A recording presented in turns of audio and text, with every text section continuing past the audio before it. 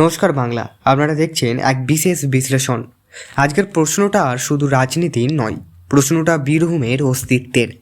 যে বীরভূম গত এক দশক ধরে এক বাংলার বাঘের হুঙ্কারে কাঁপত, সেই বীরভূম মাটি কি আজ পায়ের তলা থেকে সরে যাচ্ছে? আজকের ছবিটি দেখুন। একদিকে বিজেপির জনসভায় তিল ধারণের জায়গা নেই, মানুষের মাথার সমুদ্র। আর অন্যদিকে যে অনুব্রত মণ্ডলকে ছাড়া বীরভূমের পাতা নড়ত না, তার সবাই আজ মাঠ ভরাতে হিমশিম খাচ্ছে কর্মীরা। এটা কি শুধু একটা সভা, নাকি বীরভূমের পরিবর্তনের শেষ পিরেক? আজ আমরা পর্দাফাঁস করব সেই গোপন খবরের, যা শুনলে আপনিও ভাবতে বাধ্য হবেন। বীরভূমের বাঘ কি তবে খাঁচায় বন্দি হওয়ার আগেই রাজনৈতিকভাবে নিঃসন্দেহ হয়ে যাচ্ছে? কোথাও কি বড় কোনো বিপদের গন্ধ পাচ্ছে বীরভূম?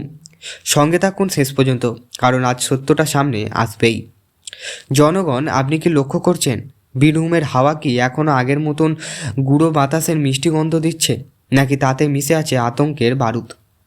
একসময় বীরভূমের ভোটের নাম ছিল চামড়ায় চামড়ায় ঢাক বাজানো, কিন্তু আজ বিজেপির সবাই যে ভিড় দেখা যাচ্ছে, তা কি কেবলই জনসমর্থন, নাকি তৃণমূলের দীর্ঘদিনের শাসনের বিরুদ্ধে এক পুঞ্জীভূত ক্ষোভের বিস্ফোরণ?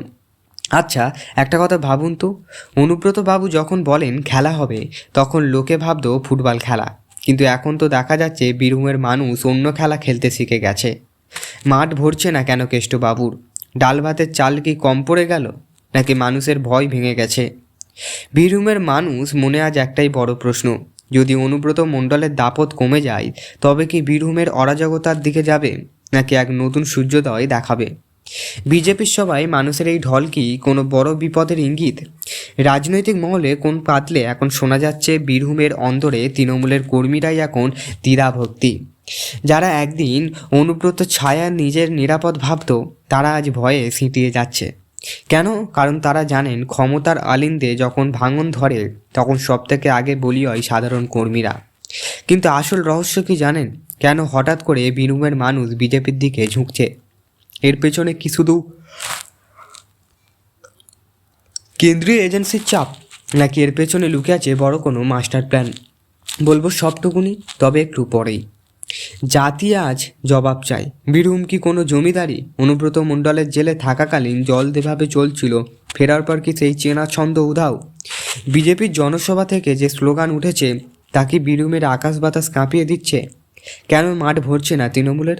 মানুষ কি তবে বিনামূল্যে চাল আর লক্ষ্মীর ভাণ্ডারের ওপর নিরাপত্তা আর শান্তিকে বেশি গুরুত্ব দিচ্ছে? এবার আসা যাক সেই পয়েন্টে, যারা শুনলে আপনার গায়ের লোম খাড়া হয়ে যাবে। বীরভূমের প্রতিটি মোড়ে মোড়ে এক একটা আলোচনা। বাঘ কি বুড়ো হয়ে গেছে, নাকি বাঘের নখ উপড়ে নেওয়ার জন্য প্রস্তুত শিকারী? বীরভূমের রাজনীতি মানেই ছিল পেশির আস্ফলন।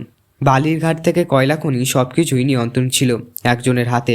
আজ যখন সেই নিয়ন্ত্রণের ফাটল ধরেছে, তখন সাধারণ মানুষের মনে চরম উত্তেজনা। মানুষ এখন রাস্তায় নেমে চিৎকার করছে। তারা বলছে, আর কতদিন?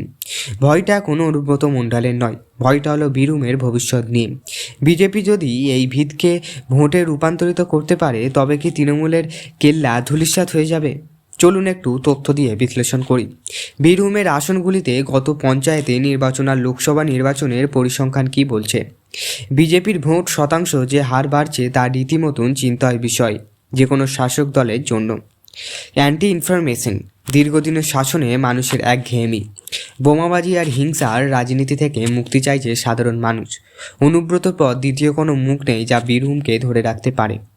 যদি আপনাদের কিন্তু কিছু মনে হয় অনুব্রত মণ্ডল এত সহজে হাল ছেড়ে দেবেন বীরভূমের রাজনীতির অলিগলি যারা নখদর্পণে, তিনি কি কোনো বড় চমক দেবেন শেষ মুহূর্তে? এমন কোনো চালকে তিনি চালছেন যা এখনও মিডিয়ার নজরে আসেনি? সময় ফুরিয়ে আসছে, একদিকে মানুষের ঢল আর অন্যদিকে খাকা করা মাঠ। এই বিপরীত তো বলে দিচ্ছে বীরভূমের কিছু একটা বড় হতে চলেছে। আগামী কয়েক মাস বীরভূমের জন্য অত্যন্ত সংবেদনশীল। রক্তপাত নাকি পরিবর্তন, শান্তি নাকি সংঘর্ষ? পশ্চিমবঙ্গের বীরভূম আজ এক সন্ধিক্ষণে দাঁড়িয়ে। আজ যারা বিজেপিতে সবাই ভিড় করছে, তারা কি আগামী নির্বাচনে একই কাজ করবেন? অনুব্রত মণ্ডল কি পারবে তার হারানো দুর্গা ফিরে পেতে? উত্তর দেবে সময়। তবে এটুকু স্পষ্ট, বীরভূমের হাওয়া বদলে গেছে, আর এই হাওয়ার ঝড়ে পরিণত হয়েছে বেশি সময় নেবে না। আপনারা কি মনে করেন বীরভূম কি সত্যিই বিজেপির জয় জয়কার হবে, নাকি অনুব্রত মণ্ডল আবার ফিরবেন তার চেনা মিজাজে? কমেন্ট করুন আপনার মনান। তাদের মতামত অবশ্যই শক্তিতে রূপান্তরিত হবে। ভালো থাকবেন, সুস্থ থাকবেন। ভিডিওটি কেমন লাগলো প্লিজ বলবেন।